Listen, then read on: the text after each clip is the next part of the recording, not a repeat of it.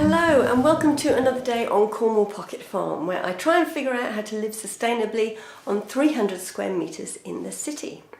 Well, firstly I have to apologise for no videos for the last couple of weeks, but as you can probably tell I've been down with a cold, quite a bad one actually. It was actually worse than COVID, so I'm just coming out of it now. So I haven't been in the garden for quite a long time, but there are some changes and there are some things that I did before I got sick, which wasn't on the last video, which I really wanted to show you what's happened, where we're at and what the garden is doing at the moment. And also there is some exciting news, so yeah, I'll fill you in on that. So the exciting news is that daughter number one is getting married, and better than that, she's actually getting married, legally getting married in my garden. She actually lives in Germany with her, with the fiance, who is Indian. And so because she's from New Zealand and he's from India, it's quite complicated, and the bureaucracy in Germany and the cost just really make it prohibitive.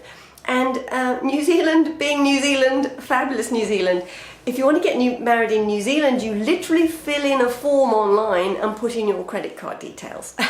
So that's what they're going to do. $150 and you can get a marriage license, and then when you actually get married, you have a celebrant that can come to your house, and $95 later you can get married. So all pretty exciting, and they were coming for Christmas this year anyway to introduce us to the fiance. So it's all worked out really well. So very exciting, but of course, I need to completely change what I'm doing in the garden. Well, not completely change it. Obviously there will still be all the vegetables and things that I normally plant, because that feeds us and that's really important to us. But flowers, lots of flowers. I need to sow lots and lots of flowers because I want to make it as pretty as possible. And then we just need to hope that the weather holds good and we don't have awful rain like last year, and then it will all look really pretty for the photographs. So anyway, with that in mind, stay there. So I've gone completely crazy and I have dahlias. Woo! Yes, I thought they would be striking and exciting. So I have Pacific Time, I have Cafe au lait. Apparently a wedding's not a wedding without the Cafe au lait dahlia. I have a Berliner Clean, you can see that one. And I have Arabian Nights. And also, this one's a weird name, Canora Macabre B. But they're all in a sort of a red cream feel. And I'm actually going to, at the bottom of my Mediterranean border, I'm going to shifty all those things up a little bit, and I'm actually going to make myself a very small dahlia border where I can get all those in en masse to look amazing, hopefully.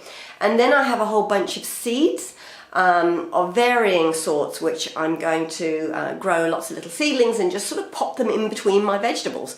And wherever I can squeeze a flower in, there's going to be a flower. So anyway, that's the exciting news, but that has meant that a few things have changed. We've basically got into the garden, we're like, okay, we need to tidy some stuff up, we need to clean some stuff up. It also has meant that the shed, we had, you know, the idea there was going to be like a posh shed and also a greenhouse. Well, the posh shed has actually been moved forward to now, because it occurred to me in my head, as it does, that, you know, when you do things like, you know, the Rugby World Cup or the America's Cup, or, you know, some of those big Olympics, those sorts of things, they have these things called, what do they call them? Legacy projects. That's what they call them. They have these things called legacy projects where they do all this work and get it ready for the event, but then afterwards you have that thing that then you can obviously use going forward. So our posh shed is going to be our legacy project for daughter number one's wedding. So I have done a little research and the shed is on order, and so that'll be really exciting. So we've had to move a few things around there. And that also means that there is a priority to use as much wood as possible in a very short time frame to try and get as much of it off Park Square as possible. So I'm going to take you out and show you a few of the things that have changed since my last video, and also just give you a little bit of a chat about, you know, what we're doing and hopefully what we're going to achieve by the wedding. Does that concrete slab look smart to you? Yeah, we borrowed a water blaster a couple of weekends ago and gave it a really good clean off. So that's amazing. And we've scooted everything over to that corner, because in this corner where the bicycle is and that wheelbarrow is going to be the shed.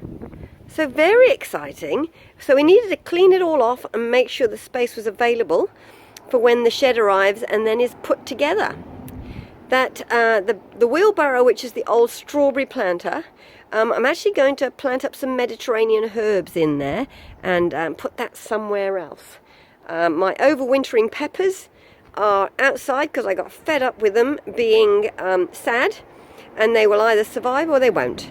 I'm fed up with them looking sad in the conservatory, so they're out and they're on their own. We have blossom on the plum tree, so isn't that glorious? Oh my god, it's so beautiful. So yeah, hopefully that is the precursor to lots of beautiful fruit. Snowdrops, we've got crocuses out, the hellebores are looking amazing, and we even have some self-seeded bluebells, although they're mauve bells. So that's pretty exciting, and this border is looking really lovely. Oh, there's something else coming out there. What will that be? I don't know. We'll have to wait and see. So each one of the grapes along the fence is bursting into leaf, which is very exciting. And that one at the end as well. So it won't be long and we'll have a vineyard. And the blueberries are just covered, absolutely covered in flowers. So I hope that that means we're going to get a nice crop. And this year, hopefully, we'll get some sunshine, which means that we'll get blueberries. So that's very exciting. And then on top in the new bin hide, you can see the garlic is coming on well. And we've got a few nasturtiums that are kicking off as well. I'll have to get up there and pull those out probably to leave a bit more room for the garlic. But that's going well. So this is where some of the big changes have happened.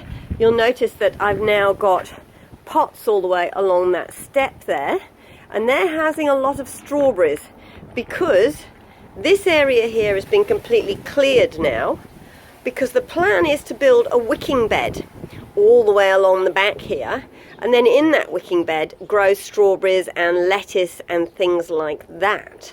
So the wood is obviously in that pile, so that hopefully will use up quite a lot of wood, and it should be quite a large planter along here. So there will be sort of sand and gravel up to a certain point, and then about 30 centimeters of soil on top of that. So that means that you basically water it about once a week, even through the middle of summer, and then it just takes care of watering the plants all by itself, all through osmosis, which is pretty exciting. So I'm quite keen to give that a go. And going around the corner, you'll notice now that Big Ben is no longer there. I've moved the green pot here, and we've transplanted the nectarine into the green pot, and Big Ben is now in the kitchen garden. And you can see that I have moved those old railings that we found on the side of the road. We've now attached those to the fence, and they're going to be a decorative sort of climbing structure for plants that I will plant at the base. I'm hoping to maybe put in a climbing hydrangea, maybe an abution. I don't really know yet. We'll have to see what the garden centre has, but that's quite exciting. And Big Ben is now over here. So I think what I'm going to do is maybe plant some sweet peas up it. That might be rather nice, mightn't it? So Big Ben looks really quite cool in the corner, I think. And works a treat. And when the shed is in place, just behind that bamboo, I think it should quite work. And my broad beans are coming on a treat. They're growing really well, and they've got lots of flowers. So that's lovely. Hopefully lots of broad beans in my future. And some of the broccoli, of course, now We've had lots and lots and lots of pickings off the sprouting broccoli, and they're starting to go to flower now, which is wonderful because that will feed all the bees and insects and that sort of thing. So that'll be really good. And my hanging baskets up there now have my latest crop of peas coming on. So that's the last in the succession of peas probably in my hanging baskets. But they're doing really well too, so pleased. And as you can see now, all the roses are coming into life. Everything is budding up. So very exciting. Can't wait. I love this time of year. Okay, so that was just a really quick tour around a few things that have changed in my garden, and normal service will be resumed next week when I'm just feeling a little bit more on top. So I will see you then. Bye everyone.